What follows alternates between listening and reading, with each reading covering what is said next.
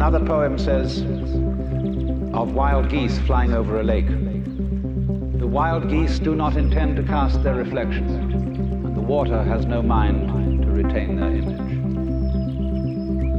In other words, this is to be put very strictly into our modern idiom. This is to live without hang-ups.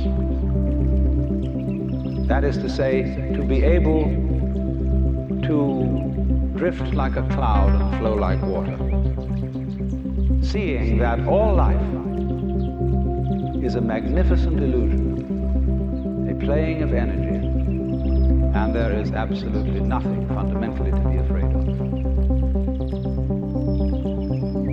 Fundamentally. You will be afraid on the surface. You will be afraid of putting your hand in the fire. You will be afraid of getting sick, etc. But you will not be afraid of fear. Fear will pass over your mind like a black cloud will be reflected in the mirror. But of course the mirror isn't quite the right illustration. Space would be better. Like a black cloud flows through space without leaving any track. Like the stars don't leave trails behind.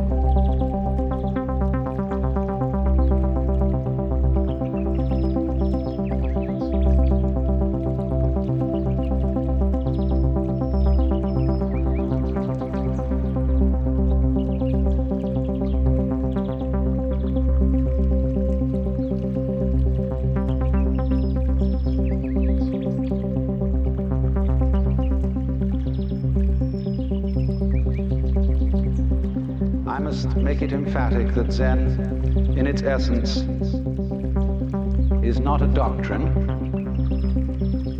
There's nothing you're supposed to believe in.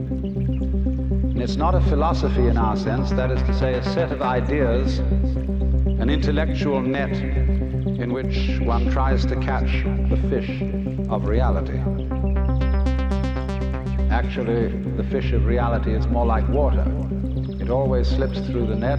And in water, you know, when you get into it, there's nothing to hang on to. All this universe is like water.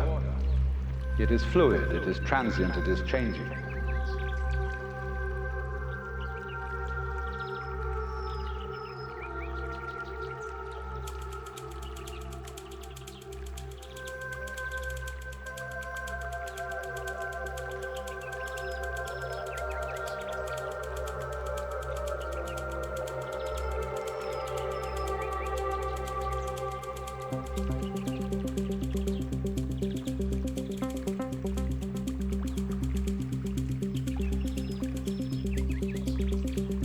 When people say God the Father Almighty, most people feel funny inside. And so we like to hear new words. We like to hear about Tao, about Brahman, about Shinyo and Tathata, and such strange names from the Far East, because they don't carry the same associations of mawkish sanctimony and funny meanings from the past. And actually, some of these words that the Buddhists use for the basic energy of the world really don't mean anything at all. The word tathata, which is translated from the Sanskrit into suchness or thusness or something like that, really means something more like da-da-da, based on the word tat, which in Sanskrit means that.